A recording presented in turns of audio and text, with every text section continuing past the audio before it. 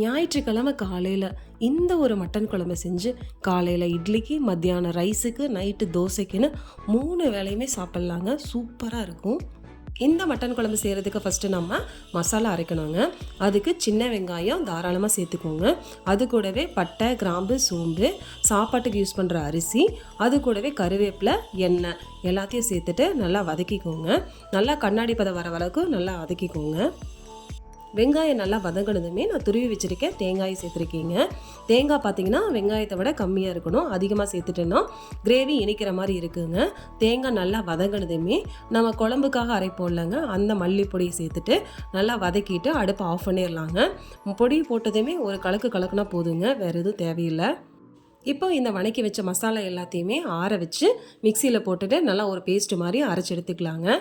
நான் இன்றைக்கி குழம்பு ப்ரெஷர் குக்கரில் தாங்க செய்கிறேன். அதனால் அந்த குக்கரை வச்சுட்டு தேவையான அளவு எண்ணெய் சேர்த்துக்கிறேங்க. எண்ணெய் காஞ்சது கடுகு, கடலைப்பருப்பு, உளுந்தம்பருப்பு சேர்த்துருக்குறோம். கடுகு நல்லா பொரிஞ்சதுக்கப்புறமா கட் பண்ணி வச்சுருக்க சின்ன வெங்காயம், பச்சை மிளகாய், கருவேப்பிலை சேர்த்து வதக்கிட்டு தேவையான அளவு இஞ்சி பூண்டு பேஸ்ட்டையும் சேர்த்துட்டு வதக்கிக்கிறேங்க.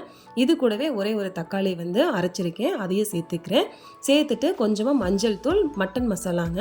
நான் வேறு எதுவும் கரம் மசாலா ஆட் பண்ணலை. மட்டன் மசாலா போட்டோன்னா கொஞ்சம் ஃப்ளேவர் நல்லா இருக்கிறதுக்காக அது கொஞ்சமாக போட்டிருக்கேன்.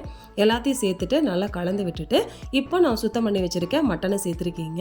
மட்டன் ஆல்ரெடி பார்த்தீங்கன்னா தயிர், இஞ்சி பூண்டு பேஸ்ட்டு சேர்த்துட்டு ஊற வச்சுருந்தேன். இப்போ அதையும் சேர்த்து நல்லா கலந்து விட்டுக்கிறேங்க. மட்டன் நல்லா வதங்கினதுக்கப்புறமா கொஞ்சமாக தேவையான அளவு உப்பு ஆட் பண்ணிக்கலாங்க.